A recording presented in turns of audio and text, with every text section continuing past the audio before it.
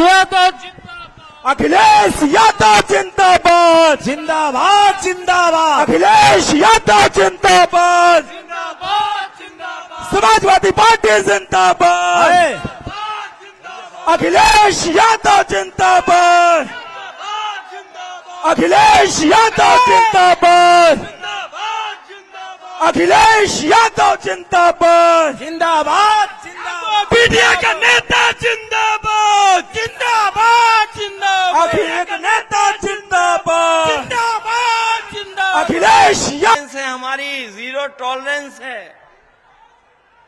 इनकी जो zero tolerance है कानून व्यवस्था, वो पूरी जीरो हो गई।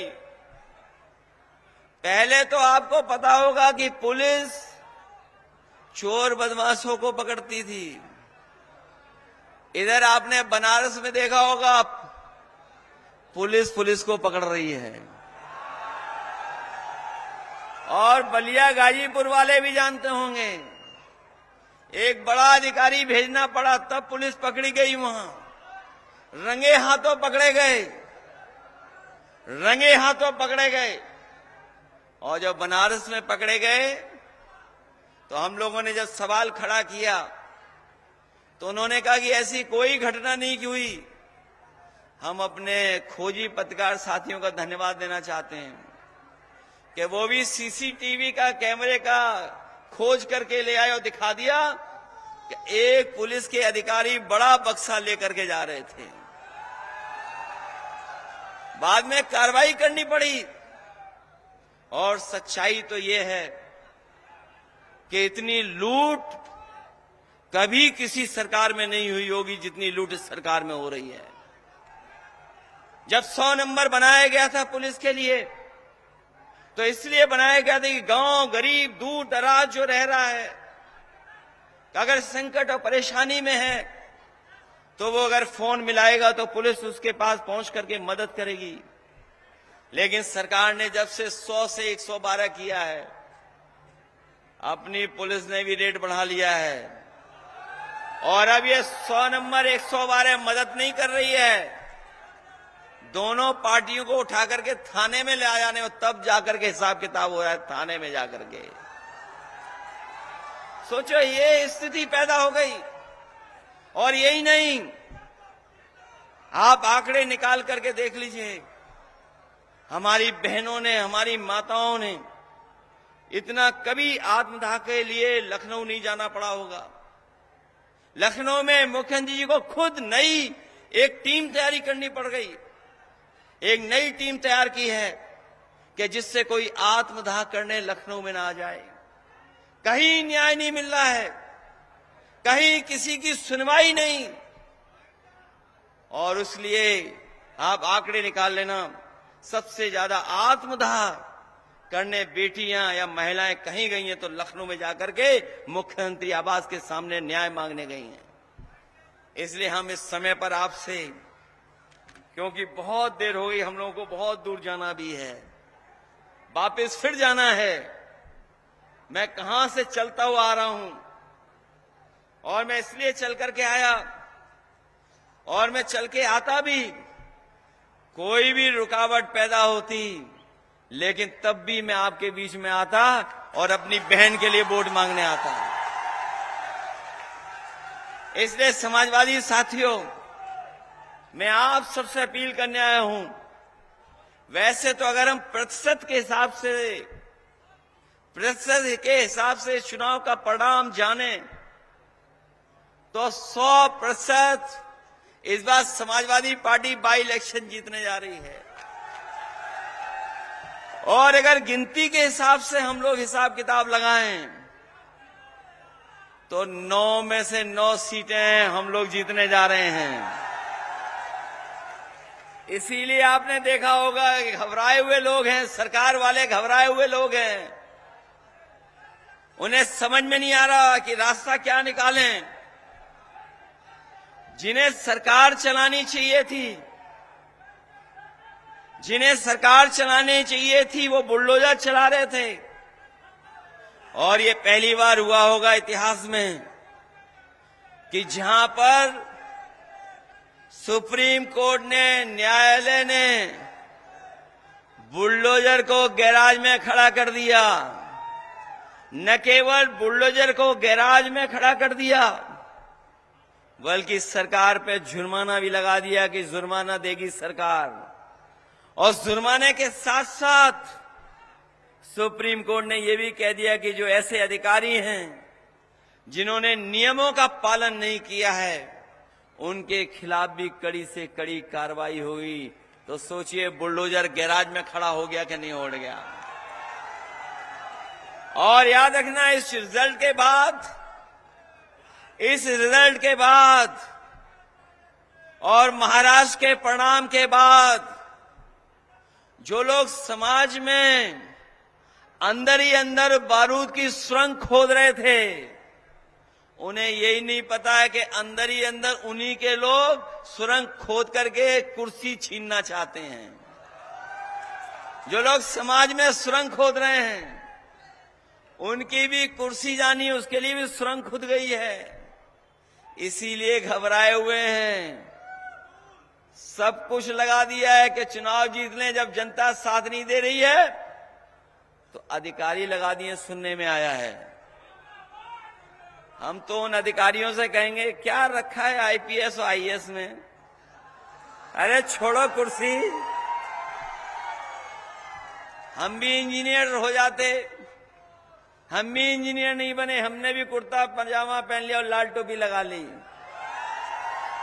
हम आपसे भी कहेंगे, बड़ा शौक है वोट डालने का, वोट डलवाने का, रोकने का, तो कुर्ता पजामा सिलवा लो। उधर थोड़ा दिक्कत होगी टोपी पहनने में, हमारे संग लाल टोपी लगा लो। ये अभी जो खुशामद आप कर रहे हो, उस खुशामद से कुछ मिलने वाला नहीं है, क्योंकि वो सरकार गिरने वाली है, चलने वाली सरकार नहीं है। बीजेपी ढलान पे है और पीडीए चढ़ान पर है। ये पीडीए वाले प्रोग्रेसिव सोच के हैं, पॉजिटिव सोच के हैं। हम लोग पुल बनाते हैं, लोगों को जोड़ते हैं। ये भारतीय जनता पार्टी के लोग लोगों में दूरियां बनाते हैं, लोगों को दूर करते हैं। इसलिए इनके चलने वाली नहीं है इस बार। ये उपचुनाव भाजपा वाले हारने वाले हैं, ऐतिहासिक वोटों से हारेंगे। इसलिए मन बनाइए आप लोग। मन बनाया हुआ है, पक्का कि नहीं बनाया मन आपने? और सावधान रहकर के मतदान करोगे कि नहीं करोगे? अगर आपको एक बार रोकें तो दोबारा वोट डालने आओगे कि नहीं आओगे आप? और दोबारा रोकें आपको तो तीसरी बार डालने आओगे नहीं आओगे? हम भी आपके बीच में रात में आए और आप भी इंतजार करते रहे। बताओ, इतना इंतजार करोगे वोट डालने के लिए कि निकालोगे?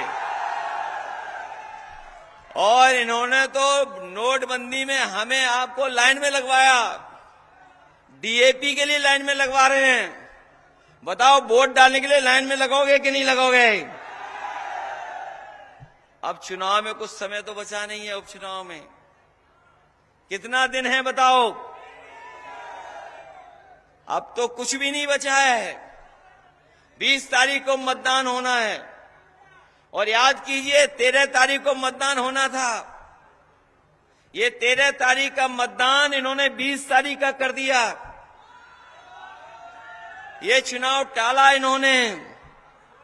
और ये चुनाव इसलिए टाला इन्होंने क्योंकि त्योहार के समय पर बहुत सारे लोग छुट्टी लेकर के आए थे, अपना त्योहार मनाने आए थे। इस त्योहार में खुशियां नहीं मनाई गई क्योंकि महंगाई इतनी थी, इतनी परेशानी में त्योहार मनाया लोगों ने। महंगाई को लेकर के बहुत परेशानी थी। जो दूर दराज नौकरी रोजगार कर रहे थे दूसरे प्रदेशों में, देश के दूसरे हिस्सों में, वो इस बार उत्तर प्रदेश आए थे त्योहार के समय पर।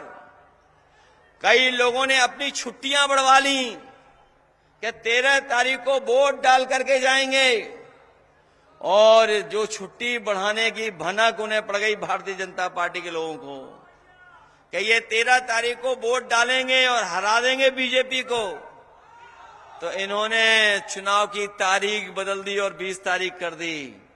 जो चुनाव टालेंगे वो हारेंगे।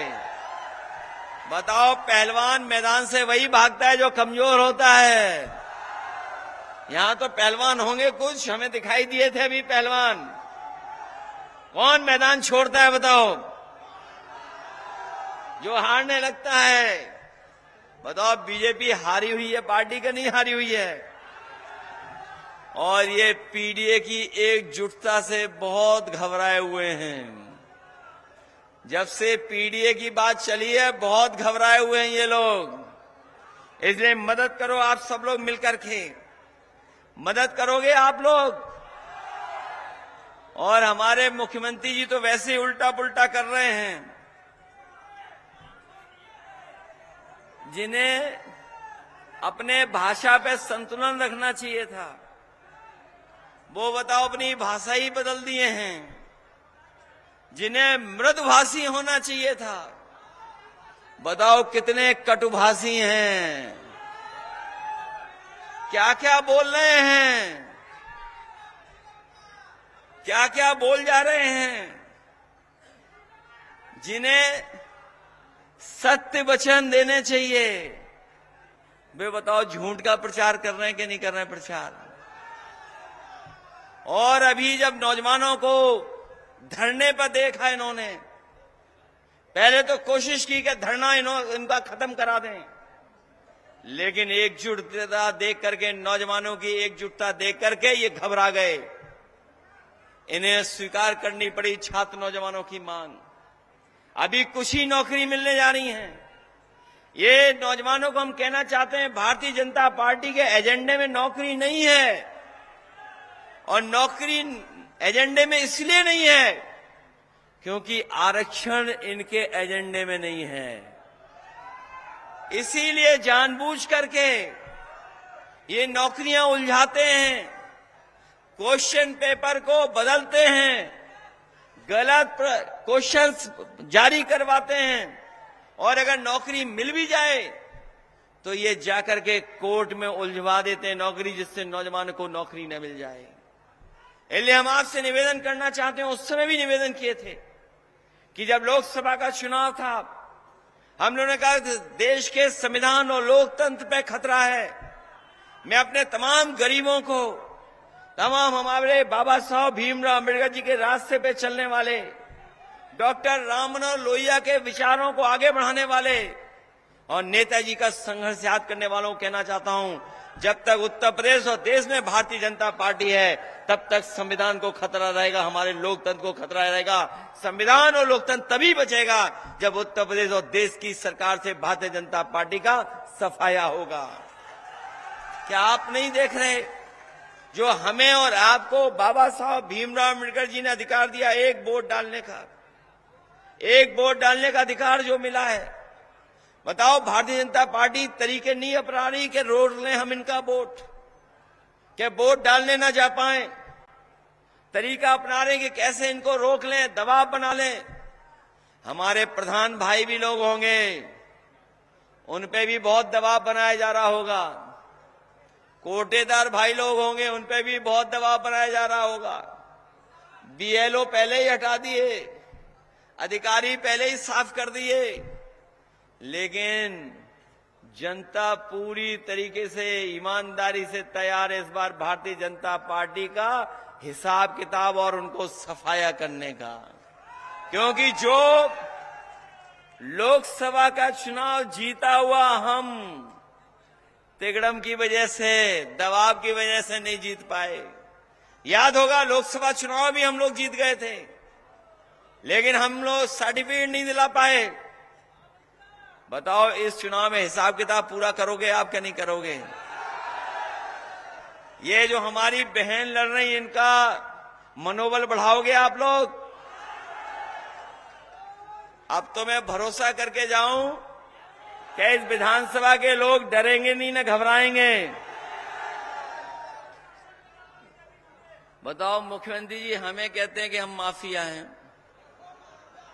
हमें कहते हैं अपराधी हैं, मुझे लगता है कि वो जब सुबह निकलते होंगे तब आईना नहीं देखते होंगे।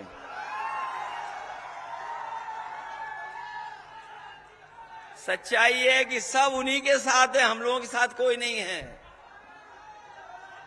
इसलिए मदद करो आप सब लोग मिलकर के। जब आपने इतने देर इंतजार कर करके इस कार्यक्रम को सफल बनाया है, हमें पूरा भरोसा हो गया है कि ये नौजवान भूखे प्यासे रह करके भी वोट डालने का काम करेंगे। इसलिए डालिए, मदद करिए और ये लोग भी सहयोग करेंगे जैसे अभी सहयोग कर रहे हैं इतनी रात में आपका सब। ये लोग भी सहयोग करेंगे, घबराने की जरूरत नहीं है। मैं एक ही बात कह करके जाना चाहता हूं, प्रशासन के लोग ये याद रखें, बड़े लोग ये सब साथ दे रहे हैं, ये जितने लोग ड्यूटी पे हैं ये सब आपकी मदद करेंगे, उस दिन भी ड्यूटी दे करके आपका वोट डलवाएंगे। लेकिन जो बड़े अधिकारी हैं जिन्हें बड़ी कुर्सी चाहिए, मेरा उनसे यही कहना है कि आपकी अपनी सीसीटीवी से तो बच सकते हो, आपकी जो सीसीटीवी है उससे तो बच जाओगे, लेकिन जनता की आंखों में जो सीसीटीवी में रिकॉर्ड हो रहा है उससे नहीं बच पाओगे। और जो रिकॉर्डिंग हो गई है इनके अंदर, समय आने पर हम लोग भी वही व्यवहार करेंगे जो आज आप व्यवहार कर रहे हो। इसलिए मदद करिए हमारी बहन की। हम लोग कभी भी कानून और संविधान के बाहर जाने वाले लोग नहीं हैं। हम लोग विकास करने वाले लोग हैं, हम प्रोग्रेसिव लोग हैं, पॉजिटिव लोग हैं। लेकिन भारतीय जनता पार्टी के लोग नफरत फैलाने वाले लोग हैं। मैं इन्हीं शब्दों के साथ मैं एक एक नेता जो हमारी पार्टी के मंच पर बैठे हैं, जिलाध्यक्ष देवी प्रसाद यादव जी, झल्लू यादव जी, यहाँ के प्रभारी बीरेन्द्र सिंह जी सांसद, प्रभुनारायण यादव जी, छोटेलाल खंगवार सांसद जी, लाल बाल कुमार पटेल जी, लालचंद कोल जी, सत्यनारायण राजभर जी, शिव कुमार सिंह यादव जी, ललतेश पति त्रिपाठी जी, लाल बिहारी यादव जी, आशुतोष एमएलसी साहब, रमेश चंद्र बिन जी, जिन्हें सर्टिफिकेट मिल गया होता, सर्टिफिकेट नहीं मिल पाया। हमें पूरा भरोसा इस बार डॉक्टर ज्योति को आप सर्टिफिकेट दिलाने का काम करेंगे। परवेश खान साहब, दामोदर मौर्य जी से लेकर के बहुत सारे हमारे समाजवादी साथी हैं, कांग्रेस के नेता हैं और जिनके मैं नाम नहीं ले पा रहा हूं, जो लगातार सहयोग और मदद कर रहे हैं चुनाव में, मैं उनका बहुत बहुत धन्यवाद देता हूं। और मैं सबसे ज्यादा अपने नौजवान साथियों का धन्यवाद देता हूं जिन्होंने न केवल प्रत्याशी का मनोबल बढ़ाया है बल्कि हम लोगों का भी मनोबल बढ़ाने का काम किया है। यहाँ बैठे हुए हमारे बुजुर्ग जो दूर दूर से चल करके आए हैं, मैं आप सबका बहुत बहुत आभारी हूं। और मैं जा रहा हूं इस उम्मीद और इस भरोसे के साथ कि जब 20 तारीख को आप लोग वोट डालेंगे और परिणाम जब आएगा तो समाजवादी पार्टी की ऐतिहासिक जीत यहां से होगी। बहुत बहुत धन्यवाद आप सबका। अरे रोहित शुक्ला जी का भी नाम ले लीजिए, मुन्ना का भी नाम भूल गया मैं, इंदु कुमारी जी का भी मैं नाम लेना भूल गया। हाँ याद है, अम्बेडकर बहनी की हैं। इधर आ जाओ, आगे इधर आइए, हम लोग मेहनत कर रहे हैं पूरा। अरे करिए, आइए।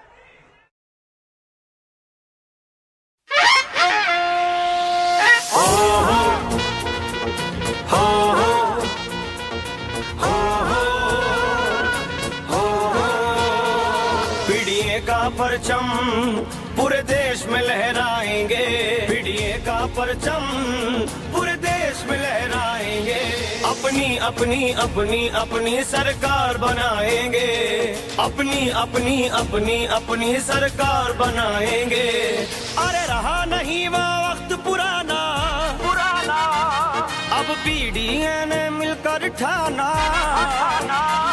अरे रहा नहीं वो वक्त पुराना, अब पीडीए ने मिलकर ठाना। अब तक वारा की बनवाई, अब अपनी सरकार बनाएंगे। हम अब परिवर्तन लाएंगे, अपनी सरकार बनाएंगे।